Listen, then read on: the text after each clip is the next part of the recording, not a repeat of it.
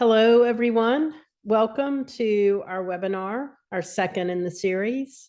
I'm Janet Pilcher, the founder and executive leader of Studer Education. It's great to have some of you back with us, and if you're here for the first time, welcome. Today, our topic is a continuation of the topic that we started last week with bringing people along on the journey of excellence. And today, we're going to focus on part of the wheel that we talked about last week, but the top part of providing clear direction and facing the brutal facts. I am fortunate to have Dr. Scott Hayes join me in a moment, who will talk a little bit about his experiences and how he applied the concepts that we'll talk about today. So I look forward to having Scott join me in just a bit.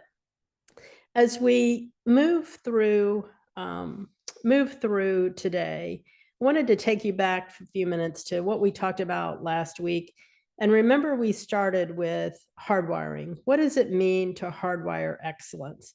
And when we think about the concept of hardwiring, we talked about the need to build foundational systems that work, that it's really difficult for us, to even live without systems that work. For example, we depend on our appliances, we depend on our cars, we depend on systems in life that work. And when they don't work, they're very disruptive. Well, that's the same thing that we take with us to work, is we depend on systems to work. And it's up to us as leaders to create those systems, but we can't do it without our people.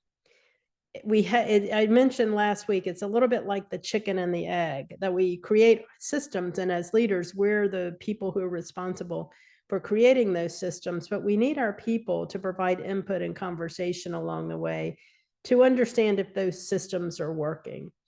And so how do we begin to think about how we connect to our teams? One of the questions I get so often is, how do we bring people along? And sometimes what we tend to jump to is the concept of, we got to make them more accountable.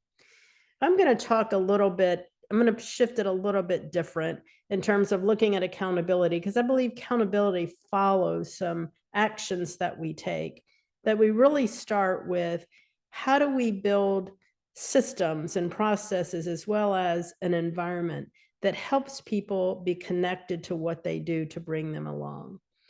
So I'm going to start with a couple of quotes from the book, Hardwiring Excellence in Education, out of chapter 6. And when I was writing chapter 6, the chapter is called Be Accountable.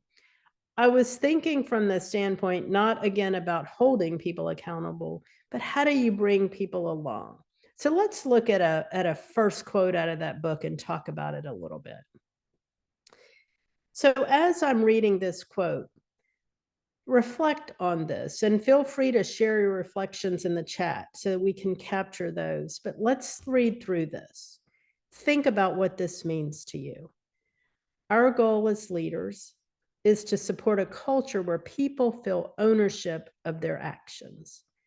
We want to activate the will of our employees to contribute in a particular way that benefits the organization. That's different from employees feeling motivated. Leaders can't motivate employees. Employees motivate themselves. But here's what leaders can do. They can create a culture where people are inspired to motivate themselves, and where leaders avoid words and actions that discourage people. I'm going to stop just for a few seconds and think about what that means to you. And again, feel free to share some of your own reflections as you think about what this paragraph means to you. I'm going to be quiet for a second.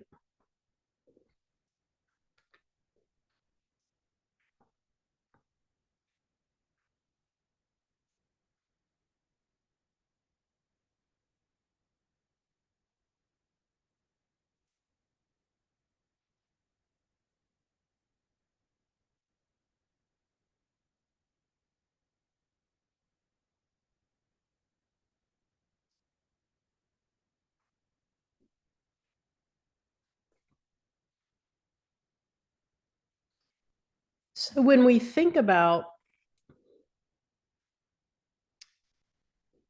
because people ask us, how do we motivate people? Let's rethink that. Let's ask ourselves, how do we build cultures of excellence and systems and hardwire our systems where people are connected to their work? So when we look at the next quote on page 150, on the next slide, we can begin to see that most important, we want to create workplaces where people have a deep connection to their work and a motivating force that drives them toward accomplishing their work at a deeper level. This is so important to me. This is our job as a leader, is to intentionally act in ways that helps us get to this outcome. That's what we mean by employees owning their work. We can't automatically assume that they own it. We as leaders are responsible for creating those systems. Employees then come to work living their organizational values, engaging with their teams, accomplishing their goals, and consistently being at their best. When we begin to look at how we hardwire our systems, those are the outcomes we're trying to achieve. As we think about those outcomes, I'm going to take just a few minutes and go back to one of my favorite visuals, which is the elephant and the rider. And we think about bringing people along. When we look at this picture, we think about what it takes.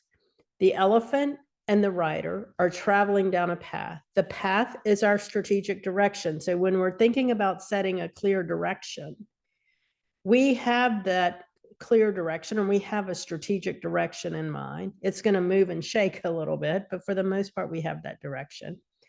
And we as the leaders are navigating our people down that path. And the elephant represents our teams here.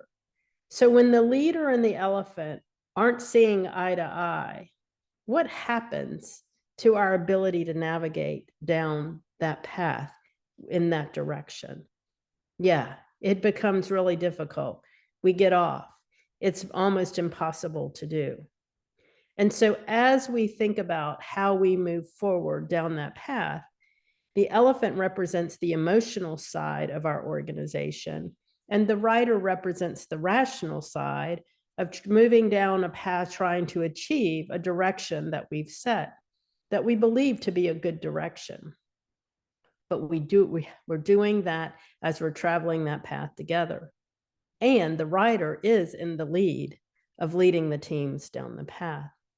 So how then do we begin to set those rational systems in place where we're also engaging our people in conversations to help us move down that path? That's what we mean by bringing people along. When people would ask me, how do we bring people along? I really put some thought into that question. And that's where I created the visual of the wheel, of the wheel that has at the center place harvesting wins and bright spots every day that we talked about last week, providing a clear direction, which sets that path of the elephant and the rider to travel down, reviewing the brutal facts. Some things are going to be good as we look what's underneath the hood, basically, as we're traveling that path. And some things aren't going to be so good. But how do we bring our people along in that communication of what's right and what's not so right? And how do we engage them and connect them to the work?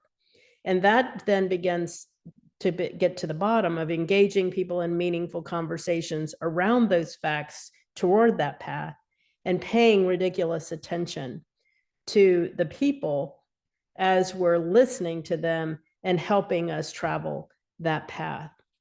That's how we bring people along. It's a continuous wheel that just churns and churns and churns, that has great intent of actions, very defined actions by leaders, which Scott's going to talk about in a few minutes.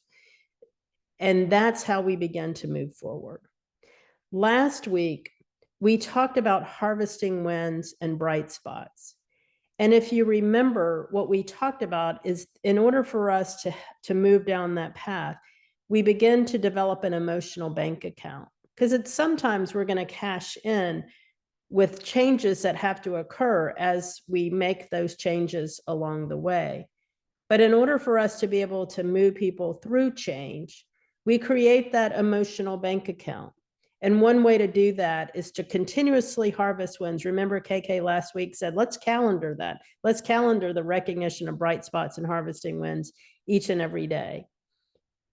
When we harvest wins, also just want you to think through how we can be specific to the way we harvest those wins, and that those harvesting of wins and recognizing people for what they do can connect to the outcomes. So for example, as you all know, I produce a host of a weekly podcast, and Ashley on our team is the person who is the producer and helps me each and every week. We have now over 350 episodes, and I've been very diligent and faithful of not missing an episode on a Monday unless it was scheduled for us to miss. And last week I ran into some traveling issues and couldn't really get to the point where I was I thought at a place where I could complete that by the end of week for her to produce it and send it on Monday. And I sent her a note and I just said, Ashley, I'm sorry, I just can't do it. Look, this time we'll just have to pass and let our listeners know and apologize for that. Well, Ashley, knowing how important that outcome is to her and to me, said, no, I'm not going to do that. You get it to me this weekend. I'll do it for you. I don't mind, because this is really important. And so I had an opportunity in our team meeting last week to openly recognize Ashley for that, because Ashley was just as committed to that outcome as I was. And she and I were deeply connected to this work and hopefully the difference that it makes. That's what I mean by being purposeful in the way that we connect our recognition to those outcomes that are important. So think about how we recognize people in the moment as well as planned, because coaching in the moment and giving feedback, just like we do in the classroom, when we give students feedback in that moment in time when they are doing something, it's extremely powerful. That's what we want to do for our people, to help them stay with us as we travel down that path. So let's pull back up and to provide a clear direction and reviewing the brutal facts. So at this time, I'd like to bring forward with me Scott Hayes, and I'm going to ask Scott a few questions about how he provided a clear direction and faced the brutal facts and what that meant to him as he was leading his school district. So Scott, thank you for joining me today. Welcome. Thank you, Janet. Glad to be here. Absolutely. It's so great to have you. As we were talking about setting a clear direction, let's just start there, Scott. Like, how did you set that clear direction for your district?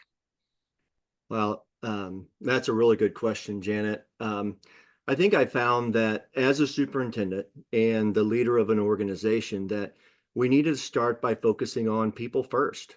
And that meant clearly defining what our values look like when people are doing a good job.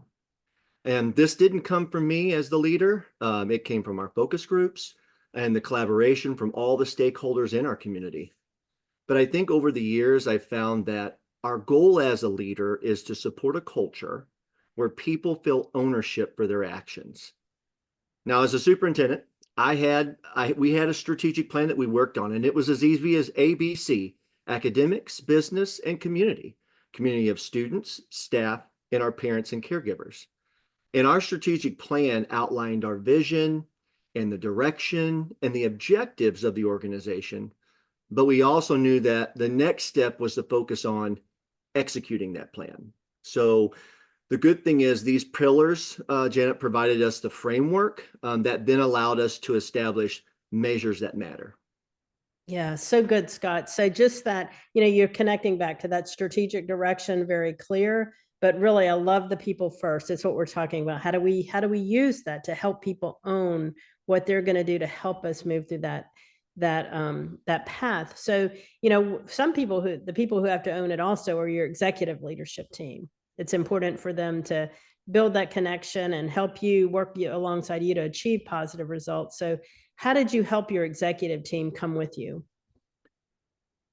As I stated, we had a great strategic plan, and many of our partner districts that we work with also have really amazing strategic plans. They have that direction. But what I think all leaders get to the point in that process is they ask themselves, now what, right? Like, now what? And as leaders, we influence that strategic plan, but we're also held accountable for executing that strategic plan. And with that, we needed a tool to execute that plan. And the tool that we used was the scorecard process. And I found that as the organizational leader that I needed to go first, and also with full transparency. So as we started to build that district scorecard, I knew that I needed to model how I would be held accountable with the measures that matter for the Board of Education. And then once we established that, we went through a layered leadership approach, of course, starting with me. We were able to establish some weekly huddles. We started that with our executive team first. And then we layered that to our monthly huddles with our district leadership team, Janet. And then we added in building leadership teams, the staff leadership teams, and then the department leadership teams. And at the end of that, our executive leadership team also provided just some leadership short cycles of improvement, that one-on-one coaching quarterly. And then we worked with the building and department leaders as well. But at the end of the day, what I think I found is that leaders have an awesome responsibility when it comes to developing that coaching people part. And this is why leadership development is essential. And I found in my experience that by layering this leadership and going first, as an executive leader, it helps to create better understanding of that individual accountability. Gosh, that's so good. I mean, first of all, the systems that you talked about and the layering, I love the term layering, Scott. I mean, we tend to say cascade, but I love the word layering. I'm going to adopt that as a better term. And I think, one of the other things that you talked about was the relevance of leadership development, not the sit and get, not the one and done, but just really that deep core leadership development that helps us build those systems and help our leaders help people be the best that they can be. And I'm just, that's just, I live for that at this point. I've lived for it most of my life, but truly living for that, and hope that people like you and what we see in the way that you lead organizations help people understand that leadership development is not a nice to have, it's a must have, but it also has to align to all of what we're talking about in hardwiring those systems. So as you're doing that, as you're building those systems and you're layering the work in your organization, you're facing the brutal facts. That's the other piece of that wheel. You're facing brutal facts. You're seeing some good things and you're seeing some, these are things that we really need to work on. How did you and your team face the brutal facts? Well, nothing says brutal facts more than reviewing experience survey data, Janet, because you ask from your stakeholders and they provide that information. Listen, we cannot get better at getting better until the leader understands how important individual accountability is to the success of the overall organization. And I knew, as I said before, that I needed to be the accountable leader and model what right looks like. We know that healthy organizations consistently monitor critical data like engagement of the staff and satisfaction of both internal and external stakeholders. And then looking back on that scorecard process that we talked about earlier, we were able to put key measures from those surveys into that scorecard and then communicate that to all the stakeholders. And I think what I found and what partners find too is what this creates is visual accountability. It creates that to all stakeholders. And what we do is we start with that executive leadership first, right? We go first. The leader goes first. And then eventually we cascade or layer that down to both the building and then department teams as well, so that each stakeholder can see the responses that they saw. But I think as a result, what we find is that accountable people, Janet, make excellent team members. And it's better, they're better able to contribute to the overall success of the organization. Yeah, and they're accountable, Scott, because because of what you're doing, because of the systems that you've created, because you're helping them. They're able to rely on those systems that you've created. That it's not scary. Like it's like we want to know what's there, and we want to know how to get better. Versus something's being done to me. It's the Right. inside out of kind of what we've thought about that, and just love the example of the scorecard and how we can use those survey results, for example, as we looking at accountability. So let's as we end today with our conversation, let's just talk about why is it important to face those brutal facts, to do what you're doing in order to improve. I think that what I found just in my experience and working with partners and being an organizational leader is that words matter in leadership. Good leaders and the leaders that I've seen deal with brutal facts in ways that feel fair, right? And a culture that encourages, Janet, conversation, questions, and future planning must be connected to some sort of transparency.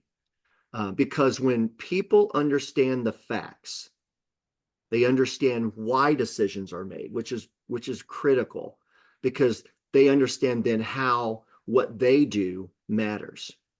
Yeah, that's so good. I mean, that is, I hope everyone was really listening to that part, because that's exactly how we bring people along, Scott. I mean, exactly how we bring people along. And so it's such a good way of saying, you've talked about clear direction and facing the brutal facts.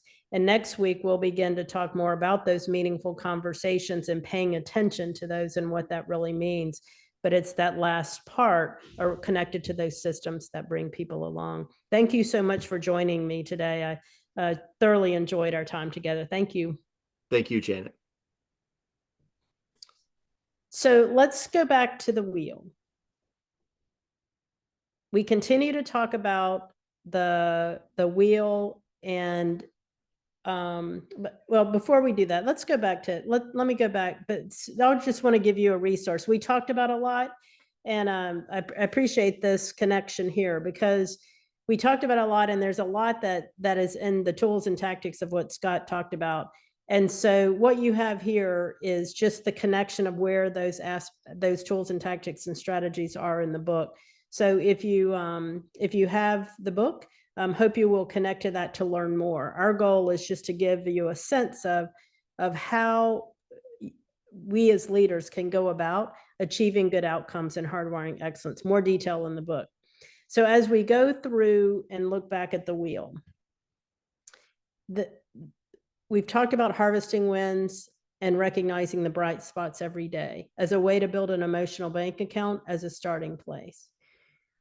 You heard Scott talk about ways that are providing a clear direction. And one of the things that I asked, had a superintendent's network meeting this summer. And one of the things I asked them to do is to think about how you would just write a paragraph that states, what is the direction of our organization? What's the direction of our school district, our institution, our school? What's the direction? How would I write that in a paragraph?